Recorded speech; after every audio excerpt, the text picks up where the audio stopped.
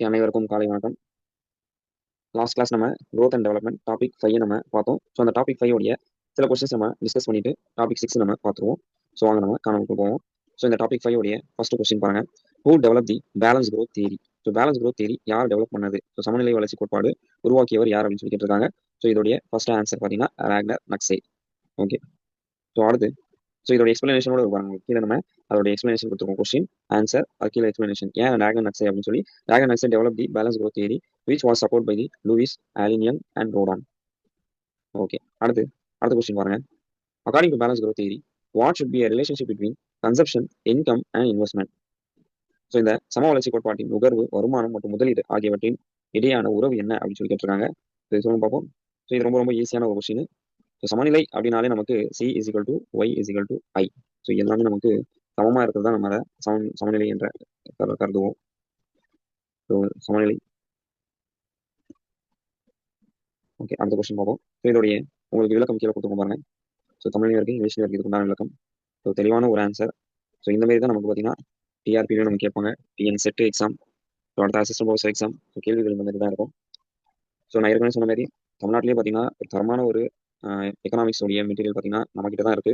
So கண்டிப்பாக நம்மகிட்ட யாரெல்லாம் எக்கனாமிக்ஸ் படிக்கிறீங்களோ கண்டிப்பாக உங்களுக்கு வேலை இந்த வாட்டி உறுதி.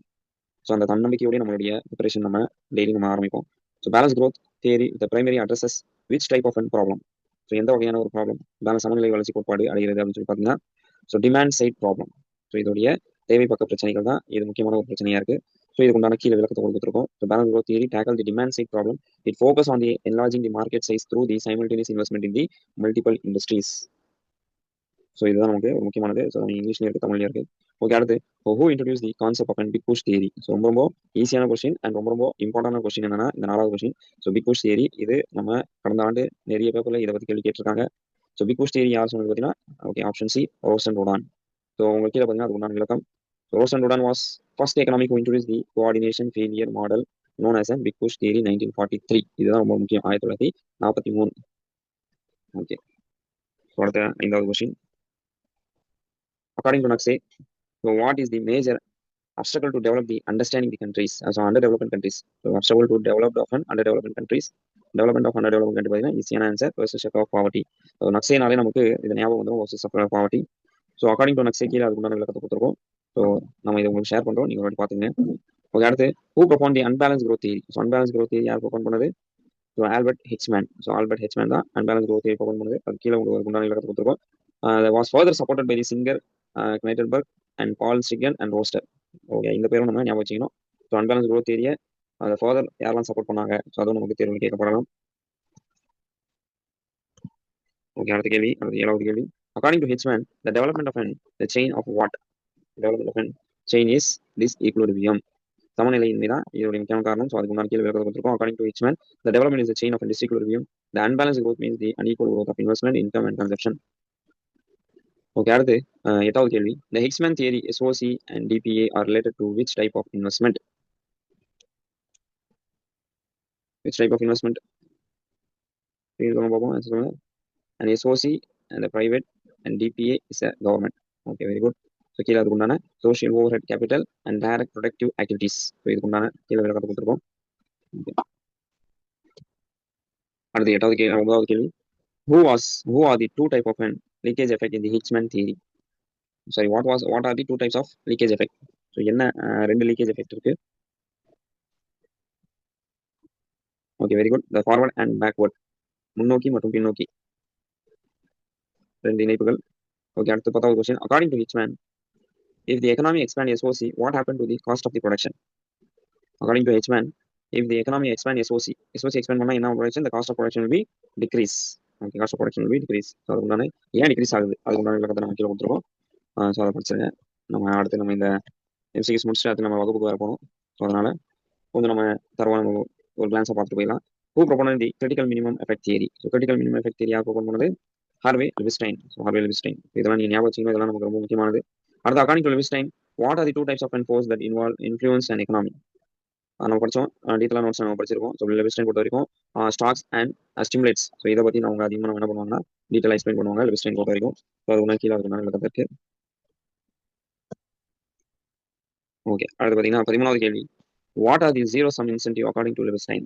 So zero sum incentive according to Levestein. So இது நீங்க பாத்துக்கலாம். ஸோ இதோட கரெக்டான answer incentive that have on effect on the growth economic growth. No effect on the economic growth. Incentive that have no effect on the economic growth. அதுக்குண்டான கேள்வி எடுத்து கொடுத்துருக்கோம். Okay, அடுத்து 14வது question.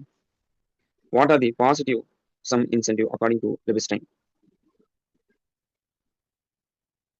Okay, very good. So incentive that lead to the economic growth and enhance the national income. Very good, very good. அதுக்குண்டான கேள்வி எடுத்து கொடுத்துருக்கோம். ஓகே, அடுத்து நெல்சன் லோ லெவல் ஈக்குலிபிரியம் ட்ராப்ல who proponent the low level equilibrium trap? ஈஸியாக நம்ம answer பண்ணா Richard Nelson. அதுக்குண்டான கேள்வி எடுத்து கொடுத்துருக்கோம். ஓகே, 14வது கேள்வி. So Nelson low equilibrium drop is based on the which economist view? எந்த எக்கனாமிக் வியூவில் தாங்க நம்ம நோட்ஸ்ல நம்ம டீட்டெயிலாக படிச்சிருப்போம். மால்தஸ். ஸோ மால்தஸ் உடைய எக்கனாமிக் வியூவில் தான் ஸோ நெல்சன் பார்த்தீங்கன்னா லோ ஈக்குலிபிரியம் ட்ராப்பை எக்ஸ்பிளைன் பண்றாரு.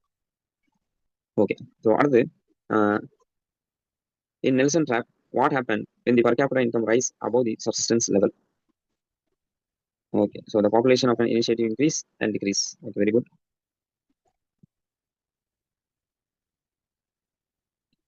Okay, அடுத்து what is the condition of an low level equilibrium trap according to Nelson? So இதை ஞாபகம் வச்சுக்கணும்னு சொல்ல ஈக்குவேஷன் இதான் equation dy y is equal to dp and y.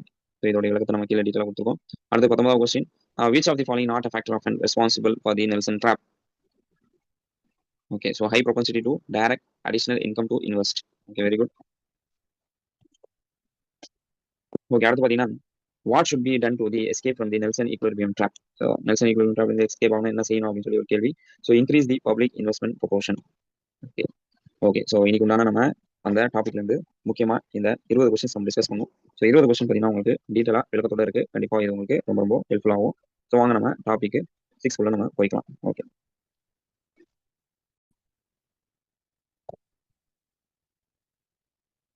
Teachers உங்களுடைய review நீங்க சொல்லலாம்.